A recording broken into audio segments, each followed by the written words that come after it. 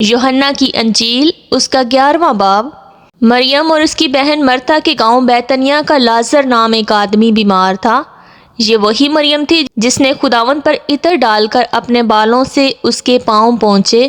اسی کا بھائی لازر بیمار تھا۔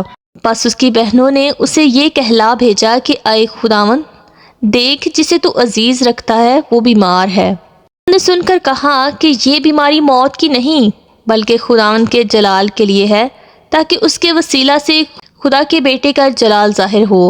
اور یسوع مرتا اور اس کی بہن اور لازر سے محبت رکھتا تھا۔ بس جب اس نے سنا کہ وہ بیمار ہے تو جس جگہ تھا وہیں 2 دن اور رہا۔ پھر اس کے بعد شاگردوں سے کہا، آؤ پھر یہودیہ کو چلیں۔ شاگردوں نے اس سے کہا، اے ربی، ابھی تو یہودی تجھے سنگسار کرنا چاہتے تھے اور تو پھر وہاں جاتا ہے۔ یسوع نے جواب دیا، کیا دن کے 12 گھنٹے نہیں ہوتے؟ اگر کوئی دن کو چلے تو ٹھوکر نہیں کھاتا کیونکہ وہ دنیا کی روشنی دیکھتا ہے، لیکن اگر کوئی رات کو چلے تو ٹھوکر کھاتا ہے کیونکہ اس میں روشنی نہیں۔ اس نے یہ باتیں کہیں اور اس کے بعد ان سے کہنے لگا کہ ہمارا دوست لازر سو گیا ہے، لیکن میں اسے جگانے جاتا ہوں۔ پس شاگردوں نے اس سے کہا، اے خداوند، اگر سو گیا ہے تو بچ جائے گا۔ یسوع نے تو اس کی موت کی بابت کہا تھا، مگر وہ سمجھے کہ آرام کی نیند کی بابت کہا۔ تب یسوع نے ان سے صاف کہہ دیا کہ لازر مر گیا، اور میں تمہارے سبب سے خوش ہوں کہ وہاں نہ تھا تاکہ تم ایمان لاؤ، لیکن آؤ ہم اس کے پاس چلیں۔ پس توما نے، جسے توام کہتے تھے، اپنے ساتھ کے شاگردوں سے کہا کہ آؤ ہم بھی چلیں تاکہ اس کے ساتھ مریں۔ پس یسوع کو آ کر معلوم ہوا کہ اسے قبر میں رکھے 4 دن ہوئے۔ بیتنیہ یروشلم کے نزدیک تقریباً 2 میل کے فاصلہ پر تھا، اور بہت سے یہودی مرتھا اور مریم کو ان کے بھائی کے بارے میں تسلی دینے آئے تھے۔ پس مرتھا یسوع کے آنے کی خبر سن کر اس سے ملنے کو گئی، لیکن مریم گھر میں بیٹھی رہی۔ مرتھا نے یسوع سے کہا، اے خداوند، اگر تو یہاں ہوتا تو میرا بھائی نہ مرتا۔ اور اب بھی میں جانتی ہوں کہ جو کچھ تو خدا سے مانگے گا وہ تجھے دے گا۔ یسوع نے اس سے کہا، تیرا بھائی جی اٹھے گا۔ مرتھا نے اس سے کہا، میں جانتی ہوں کہ قیامت میں آخری دن جی اٹھے گا۔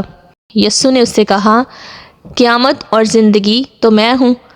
جو مجھ پر ایمان لاتا ہے گو وہ مر جائے تو بھی زندہ رہے گا، اور جو کوئی زندہ ہے اور مجھ پر ایمان لاتا ہے وہ ابد تک کبھی نہ مرے گا۔ کیا تو اس پر ایمان رکھتی ہے؟ اس نے اس سے کہا، ہاں اے خداوند، میں ایمان لا چکی ہوں کہ خدا کا بیٹا مسیح جو دنیا میں آنے والا تھا تو ہی ہے۔ یہ کہہ کر وہ چلی گئی اور چپکے سے اپنی بہن مریم کو بلا کر کہا کہ استاد یہیں ہے اور تجھے بلاتا ہے۔ وہ سنتے ہی جلد اٹھ کر اس کے پاس آئی۔ یسوع ابھی گاؤں میں نہیں پہنچا تھا بلکہ اسی جگہ تھا جہاں مرتھا اس سے ملی تھی۔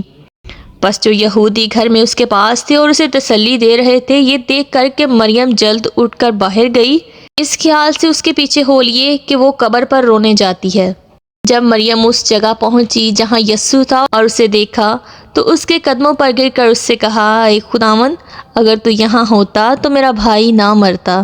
جب یسوع نے اسے اور ان کے شاگردوں کو جو اس کے ساتھ آئے تھے روتے دیکھا تو دل میں نہایت رنجیدہ ہوا اور گھبرا کر کہا، تم نے اسے کہاں رکھا ہے؟ انہوں نے کہا، اے خداوند، چل کر دیکھ لے۔ یسوع کے آنسو بہنے لگے۔ پس یہودیوں نے کہا، دیکھو وہ اس کو کیسا عزیز تھا۔ لیکن ان میں سے بعض نے کہا، کیا یہ شخص جس نے اندھے کی آنکھیں کھولیں اتنا نہ کر سکا کہ یہ آدمی نہ مرتا؟ یسوع پھر اپنے دل میں نہایت رنجیدہ ہو کر قبر پر آیا۔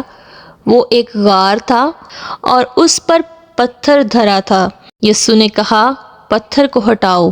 اس مرے ہوئے شخص کی بہن مرتھا نے اس سے کہا، اے خداوند، اس میں سے تو اب بدبو آتی ہے کیونکہ اسے 4 دن ہو گئے۔ یسوع نے اس سے کہا، کیا میں نے تجھ سے کہا نہ تھا کہ اگر تو ایمان لائے گی تو خدا کا جلال دیکھے گی؟ پس انہوں نے اس پتھر کو ہٹا دیا۔ پس یسوع نے آنکھیں اٹھا کر کہا، اے باپ، میں تیرا شکر کرتا ہوں کہ تو نے میری سن لی، اور مجھے تو معلوم تھا کہ تو ہمیشہ میری سنتا ہے، مگر ان لوگوں کے باعث جو آس پاس کھڑے ہیں میں نے یہ کہا تاکہ وہ ایمان لائیں کہ تو ہی نے مجھے بھیجا ہے۔ اور یہ کہہ کر اس نے بلند آواز سے پکارا کہ اے لازر، نکل آ۔ جو مر گیا تھا وہ کفن سے ہاتھ پاؤں بندھے ہوئے نکل آیا اور اس کا چہرہ رومال سے لپٹا ہوا تھا۔ یسوع نے اس سے کہا، اسے کھول کر جانے دو۔